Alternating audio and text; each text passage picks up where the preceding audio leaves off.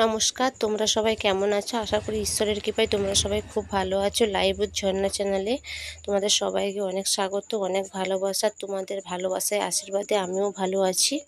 তো তোমরা নিশ্চয়ই থাম্বনেল দেখে বুঝতে পেরেছো আজকের ব্লগটা আমি কী নিয়ে করছি। তো বন্ধুরা, তোমাদের কাছে আমার একটাই অনুরোধ, তোমরা স্কিপ না করে পুরো ভিডিওটা দেখো, তোমাদের অবশ্যই ভালো লাগবে।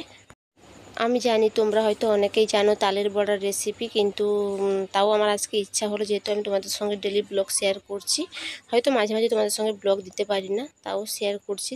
যেহেতু আমি তালের বড়াটা বানানোর জন্য প্রস্তুতি নিচ্ছি, তাই ভাবলাম তোমাদের সঙ্গে একটু রেসিপিটা আজকে আমি শেয়ার করি। গতকাল বাবা তালটা মার্কেট থেকে কিনে নিয়ে এসছেন। তো তালটা শক্তর কারণে আমি কালকে আর করিনি, রেখে দিয়েছিলাম। তো আজকেও নিয়ে বসছি, রান্না বান্না শেষ করে দুপুরে তালটা ছাড়াতে বসছি, কিন্তু তাও খুবই শক্ত। তোমরা দেখে নিশ্চয়ই বুঝতে পারছো যে আমি একটু টেনে টেনে ছাড়াচ্ছি। আমরা গ্রামে থাকি ঠিকই, কিন্তু আমাদের কোনো তালের গাছ নেই। তো আমরা মার্কেট থেকে কিনেই খাই। বছরে তো এক আধবার খাওয়া হয়, তাই জন্য বাজার থেকে কিনে নিয়ে এসে এইভাবে খাওয়া হয়। তো বন্ধুরা, আমি তালের মাড়টা কীভাবে বের করলাম ওটা তোমাদের সঙ্গে শেয়ার করিনি, আমি ভিডিও করা হয়নি। অনেকে কি করে বেতের ঝুড়িতে ঘষে ঘষে তালের মাড়টা বের করে, আবার অনেকে কোনো ফুটো বাসন কুসন থাকলে, মানে যেটা ফুটো ফুটো করা থাকে, ওটা দিয়ে ঘষে ঘষে তালের মাড় বের করানো হয়। আর অনেকে কি করে জল দিয়ে হাতে চটকে চটকে তালের মাড় বের করে। তো আমি কি করেছি, আমাদের একটা জাল আছে, তো ওই জাল দিয়ে ঘষে ঘষে একটা পাত্রের উপর জালটা বেঁধে দিয়ে ওটার উপরে ঘষে ঘষে তালের মাড়টা আমি বের করেছি।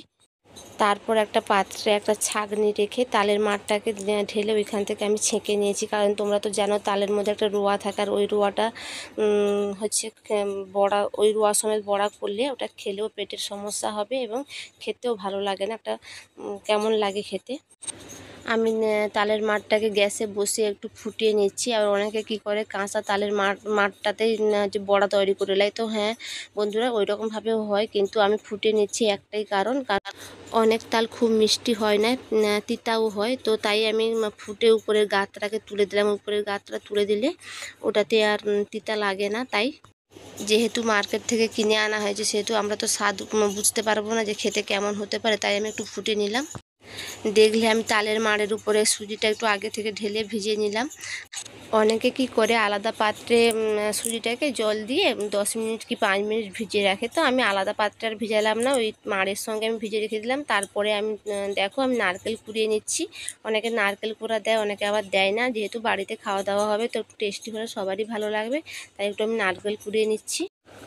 এই দেখো আমার ছেলেকেই চলে এসছে। মা তুমি কি করছো? নারকেল কুড়াচ্ছ? আমি খাবো। কাছে বসে পড়লো এসে। তো আমি মুখে একটু নারকেল দিতেই থো করে ফেলে দিল, কারণ ও নারকেল খেতে ভালোবাসে না। যদি নারকেলটাকে মিষ্টি বানিয়ে দেওয়া হয় তাহলে ওটা খেতেও ভালোবাসে। হ্যাঁ, সুজিটাকে যে ভিজিয়ে রাখলাম, সুজিটাকে ভিজিয়ে রাখার কারণ হচ্ছে একটাই, সুজিটা তালের মাড়ের সঙ্গে পুরো ভালো করে গুলিয়ে যাবে, এবং যখন আমি বড়াটা ভাজবো তখন বড়াটা খুব ফুলবে, খুব সুন্দর করে ফুলবে। তো আজকে আমি তালের বড়া তৈরি করার জন্য কি কি রেসিপি নিচ্ছি তোমাদের সঙ্গে একটু শেয়ার করে দিই, বলে ফেলি কি কি নিচ্ছি। তো তালের মাড়ের সঙ্গে থাকছে ময়দা, চিনি, সুজি, কেউ আবার আটাও নিতে পারো, আটা। তো আমার নারকেল কোরানো হয়ে এসছে। এবার আমি সমস্ত রেসিপি একসঙ্গে মাখিয়ে নেব। তো তোমরা দেখো একে একে আমি সমস্ত কিছু মাখাচ্ছি। প্রথমে নারকেল কোড়াটা দিলাম, সুজি তো দেওয়া ছিল, তারপরে একটুখানি আমি সামান্য আটা দিলাম, কারণ আমাদের বাড়িতে আটা দিয়ে আমরা করি। এবার দেখতে পাচ্ছ তোমরা ময়দা দিচ্ছি। তোমরা হয়তো ভাবছো যে দিদিভাই পরিমাপ মতো তো কিছু নিচ্ছে না, নিজের মতো করে ঢেলে নিচ্ছে। হ্যাঁ বন্ধুরা, যেহেতু আমি নিজে বাড়ির জন্য বানাচ্ছি, তাই আমি পরিমাপটা আর পরিমাপ মতো তোমাদের দেখালাম না, আমি আমার মতো করে ঢেলে নিচ্ছি। তো তোমাদের আমি মুখে বলছি যে আমি কত পরিমাপ মতো নিচ্ছি। তো আমি একটা তালের মাড়ে মানে যতটা পরিমাপ লাগে সেরকমভাবে আমি নিচ্ছি। আমি 250 সুজি নিয়েছি। ময়দা আমি 1 কিলো নিয়ে এসেছি, তো 1 কিলো ময়দা লাগবে না, এখানে 500 থেকে 700 ময়দা আমি দিচ্ছি। আর 1 মুঠা মতো হাতের আমি আটা দিলাম, কারণ আটাটা দিলে একটু নরম হয়। আমার শাশুড়ি মা তো জানেন বয়স্ক, একটু শক্ত টাইপের হলে উনি খেতে পারবেন না, শক্ত হলে কারোরই খেতে ভালো লাগবে না। তাই আমি 1 মুঠা মতো আটা মিশিয়ে দিলাম ওর সঙ্গে। তোমরা আটা না দিয়েও করতে পারো, আটা না দিয়ে করলেও শক্ত হয় না, কিন্তু আমাদের বাড়িতে বলে একটু আটা দেওয়ার জন্য, তাই আমি একটু আটা দিয়ে দিই। আর চিনিটা তোমরা তোমাদের পরিমাণ মতো, কে কতটা মিষ্টি খেতে ভালোবাসো সেই পরিমাণ মতো তোমরা চিনি দিবে। অনেকে কি করে চিনিটাকে মিক্সার গ্রাইন্ডারে গুঁড়ো করে বা শিলনোড়াতে গুঁড়ো করে মিক্সড করে দেয়। তো আমি ওই রকমভাবে কিছু করছি না, আমি চিনিটাকে ডাইরেক্ট দিয়ে দিচ্ছি। যেহেতু এখানে তালের মাড় আর হচ্ছে তোমার জল পড়বে একটু অল্প, তো চিনিটা ওইখানেই গুলিয়ে যাবে, ও তো গুঁড়ো করার মতো কিছু হবে না, গুঁড়ো করে দেওয়ার প্রয়োজনও নেই। তো ওটা মাখিয়ে একটু 3-4 মিনিট কি 5 মিনিট রেখে দিলে ওটা নরম হয়ে চিনিটা গলে জল হয়ে যাবে। আর পরিমাণ মতো নুন দিবে। তো তালের মাড়টার সঙ্গে যখন মাখাবে যদি শক্ত ধরে যায় তাহলে অল্প একটু জল দিয়ে গুলে নিবে। আর যদি তালের মাড়টা বেশি থাকে, যদি তোমার পরিমাণ মতো ময়দা সুজি দেওয়া কমে যায়, তাহলে আর একটুখানি ময়দা দিয়ে একটু যেমনভাবে বানানো যায় একটু শক্ত করবে, সেভাবে মাখিয়ে ফেলবে। আমি যে তোমাদেরকে রেসিপিটা বলছি, তো আমার থেকেও ভালো ভালো রেসিপি ইউটিউবে তোমরা সার্চ করলে পাবে। তাও আমি তোমাদেরকে আমি আমার মতো করে শেয়ার করলাম, যেহেতু আমি যেভাবে বানাচ্ছি। যাদের রান্না চ্যানেল তারা কত রকম রান্না শেয়ার করে ইউটিউবে। তো বিভিন্ন রকমের রান্না, যত নতুন নতুন রান্না, আমিও তো অনেক রান্নার রেসিপি ইউটিউব থেকে দেখে শিখেছি। সবাই তো সব রান্না জানে না বা পারে না, অনেকে অনেক রকম রান্না জানে। যেমন আমাদের পপি কিচেন, তো পপিদির রান্নাঘরে কত রকমের রান্না হয়। আমি তো পপিদির রান্না আমি প্রচুর দেখি, মানে আমি দেখতে ভালোবাসি। ওইখান থেকে অনেক রান্নাও শিখেছি। পপিদি তো নতুনত্ব রান্না, মানে নতুনত্ব রান্না করে এবং ঘরোয়া গ্রাম্য পদ্ধতিতেও অনেক কিছু রান্না করে। আমার খুব ভালো লাগে ওনার রান্না। পপি কিচেনের কথা আমি বলছি, খুব সুন্দর খুব সুন্দর, ওইখান থেকে অনেক কিছু শেখা যায়। আমি তো সামান্য একটা ডেলি ব্লগ যেহেতু করি, তোমাদের সঙ্গে এটা একটু শেয়ার করলাম। যারা আমাকে ভালোবাসো তারা অবশ্যই দেখবে ভালোবেসে, তাই শেয়ার করলাম, একটা ব্লগ শেয়ার করা হলো তোমাদের সঙ্গে। শুধু পপিদির কথা কেন বলবো, পপি কিচেনের কথা শুধু কেন বলবো, আমাদের যে শেফ অতনু, দেখো ছেলে হয়ে কি নতুনত্ব রান্না করে, কি নতুনত্ব রেসিপি শেয়ার করে আমাদের কাছে। এরকম অনেকেই আছে, একটা ছেলে হয়ে যে এত নতুনত্ব রেসিপি রান্না করে দেখায়, মানে সেটা বলার নয়। ওনার রান্না খুব সুন্দর, আর একটা ছেলে হয়ে যে ওনার যে হাতের কাজ সত্যি খুব অসাধারণ, সত্যি খুব সুন্দর। আমার তো ভালো লাগে, আমি তো দেখি, তাই তোমাদেরকে বললাম। তোমরা যারা দেখতে ভালোবাসো অবশ্যই দেখো, তোমাদেরও ভালো লাগবে।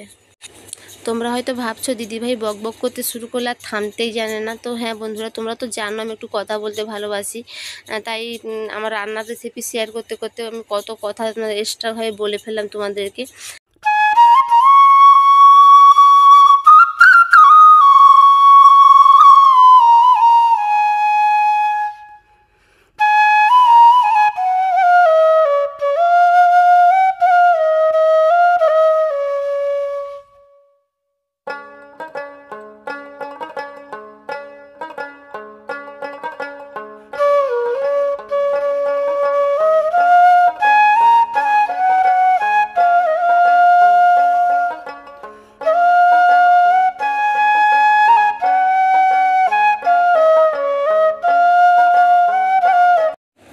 আমার এই তালের বড়া বানানোর রেসিপিটা তোমাদের কেমন লাগলো অবশ্যই জানিও। আর তোমরা যারা তালের বড়া বানাতে জানো না বা বানাতে পারো, তোমরা হচ্ছে এরকম ফোড়ন দিয়ে বানিয়ে দেখো, হবে খেতে খুব টেস্টি হয়, খুব ভালোই লাগে।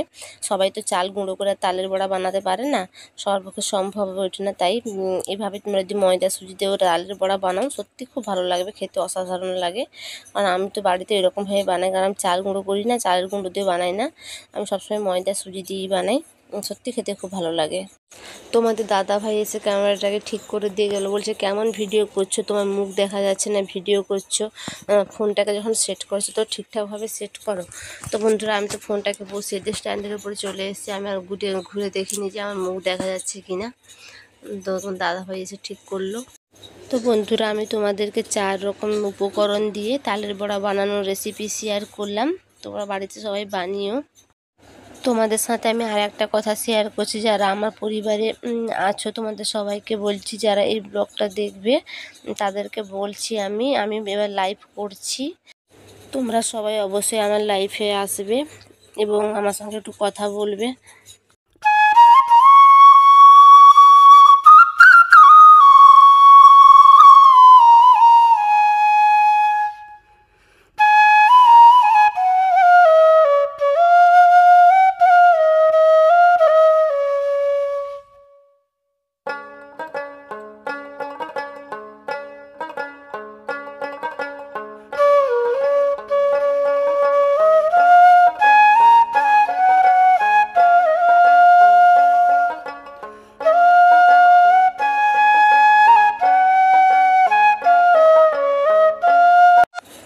বন্ধুরা, আমি তোমাদের সবাইকে বলছি তোমরা সবাই একটু আমাকে সাপোর্ট করো যাতে আমার ওয়াচ টাইমটা একটু বাড়ে। তো তোমাদের সাপোর্ট আমি ঠিকভাবে পাচ্ছি না, তোমরা আমার ব্লগ ভিডিওতে কোনো সেরকমভাবে সাপোর্ট করছো না। তোমাদের কাছে আমি অনুরোধ করছি তোমরা আমাকে একটু সাপোর্ট করো। আমি তোমাদেরকে সবসময় সাপোর্ট করবো, তোমাদের পাশে থাকবো। একে অপরকে সাপোর্ট না করলে আমরা কোনোদিন এগাতেও পারবো না, আর কোনোদিন সাকসেসে পৌঁছাতেও পারবো না। তো আর বেশি বকবক করবো না, আমারও তালের বড়া বানানো শেষের দিকে হয়ে এসছে। তোমাদের সবার কাছে একটাই অনুরোধ, তোমরা যারা আমার চ্যানেলে এখনও নতুন বা আমার চ্যানেলটাকে সাবস্ক্রাইব করোনি অবশ্যই সাবস্ক্রাইব করে নিয়ে পাশে থাকা বেল আইকনটি অবশ্যই প্রেস করে দেবে নতুন নতুন ভিডিও দেখার জন্য। আমি আজকের ব্লগটা এখানেই শেষ করছি। তোমরা সবাই ভালো থাকবে, সুস্থ থাকবে, তোমাদের পরিবারের সবাইকে ভালো রাখবে। তো টাটা, আবার দেখা হচ্ছে নতুন একটা ব্লগে।